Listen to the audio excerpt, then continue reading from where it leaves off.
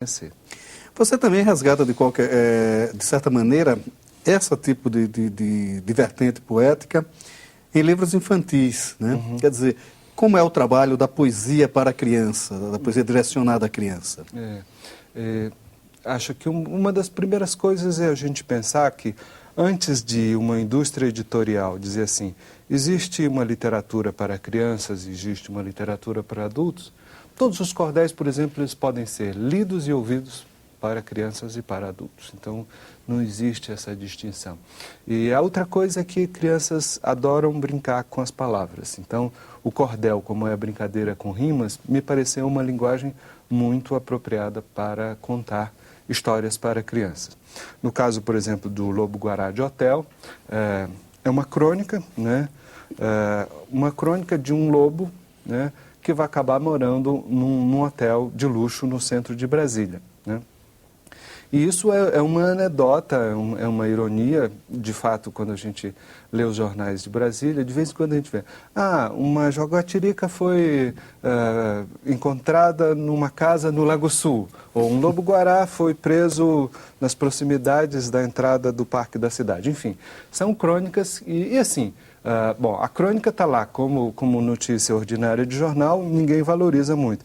Mas eu pensei, isso aqui dá um cordel, porque afinal de contas, o cordel é isso, ele lida com o mágico que nasce do cotidiano. Então, como é que numa cidade tão urbanizada, tão cheia de carros e de prédios altos, vai aparecer no centro da cidade um lobo? E isso acontece. Então, o cordel lida com isso.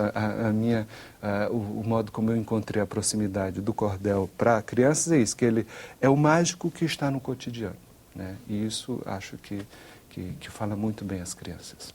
O cordel ele tem uma métrica, uma rima, a busca da rima, uma métrica, um ritmo muito formal, né? Aquela necessidade de você usar as 8 dobras, as 8 páginas que se formam com a dobra do papel, né? Que determinava o volume de cada folheto e tal.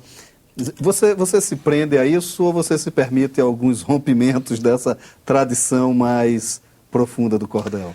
Você tem razão, parece que essa tradição é muito arraigada e há certas pessoas que dizem assim, olha, se não tiver uma xilogravura na capa, se não forem cestilhas, não é cordel. Bom, então eu respeito as cestilhas, ouso de vez em quando quebrar o pé, então vai encontrar versos não de 7, mas às vezes de 8, às vezes de 5, né? Porque afinal de contas eu não sofri a influência dos modernistas à toa, a gente pode mesmo fazer essas transgressões, mas eu entendo que o cordel ele não reside nem na capa, nem nas 8 páginas, ele reside justamente nesse molde que está no imaginário popular. Vamos contar uma história fantástica em versos. Então, assim, aí desse jeito o cordel pode estar na internet, pode estar sob o formato de um livro de capa dura, pode ter fotografia, enfim. O cordel é o que está na alma e no imaginário daqueles que sabem o que é o cordel. E o J. Borges fala uma coisa assim, às vezes a gente escreve um livro e não sabe se vai vender, mas tem uns que a gente tem certeza que sabe que vai vender. Então isso é o quê? Porque um cordelista como o J. Borges, ele sabe assim, o que cala na alma dos leitores de cordel. Ele sabe que certos temas e certos modos de tratar o tema, como a entrada da prostituta no céu, são coisas que vão, isso é um cordel. Então o cordel ele está nesses lugares.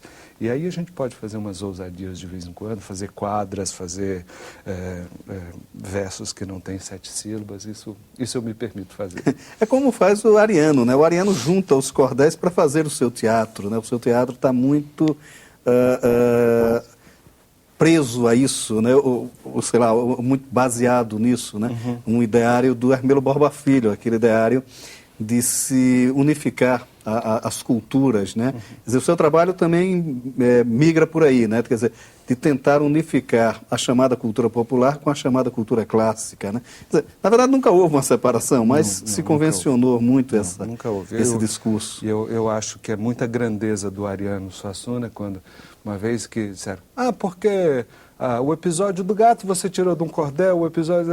afinal, o que você fez? Eu fiz a peça, ora essa. Então, assim, não existe criação nem morte diante da poesia. Então, assim, modestamente, a gente tem que saber que a gente vai recriar e que a gente vai buscar as fontes. Tudo depende do que a gente escolhe. E no caso, a minha seleção, a minha escolha, recaiu sobre essa vertente, que é uma vertente lírica, uma vertente épica e narrativa da poesia que a gente vai encontrar no século XII. Então, assim, esse molde que você falou, que é a cestilha, esse verso, assim, ele era o chique do chique nos salões europeus do século XII. Então, hoje, porque isso está na língua do povo, isso não tem mais valor de poesia. Então, essas coisas estão aí e são ciclos que vão e voltam na nossa cultura. A quadrilha junina é uma representação de uma dança de salão francesa, né? Quer dizer, uma dança de casamento, né? Feita para... Né? As cavalhadas de Pirenópolis são a reconstituição das batalhas de Carlos Magno e hoje... Da guerra entre cristão e mouros, que está em Augusto dos Anjos. Augusto dos Anjos faz... que o drama dele é tão grande quanto a briga entre cristãos e mouros está lá. Que é uma briga que existe até hoje. Os Estados Unidos contra o Iraque e judeus contra muçulmanos ainda são as brigas que existem. Só que quando assim, uma coisa que me preocupa, não me preocupa, me encanta é como que essas tradições europeias, elas se abrasileiraram e se tornaram eventos que são muito caros ao povo. Né? Se você vai a Pirenópolis e vê uma cavalhada, você vê como as pessoas se encantam. Né? Dos cavaleiros aos cavalos, eu me admirei na última que eu vi, o entusiasmo que os cavalos vão para o jogo das argolinhas, que é um jogo medieval. Então, assim, como é que o medievo habita essa nossa contemporaneidade com essa disfarçatez, com essa intimidade, porque as pessoas de lá são íntimas dos cavaleiros. Então, os nordestinos são íntimos dos repentistas, que são os jornalistas da Idade Média. Né? Então, todas essas coisas são as coisas que me encantam e que mostram o valor dessa cultura popular, no melhor sentido da palavra popular. Tá ótimo. João Bosco, obrigado por sua participação aqui no Leituras. Foi ótimo conversar com você. Muito obrigado, Maurício.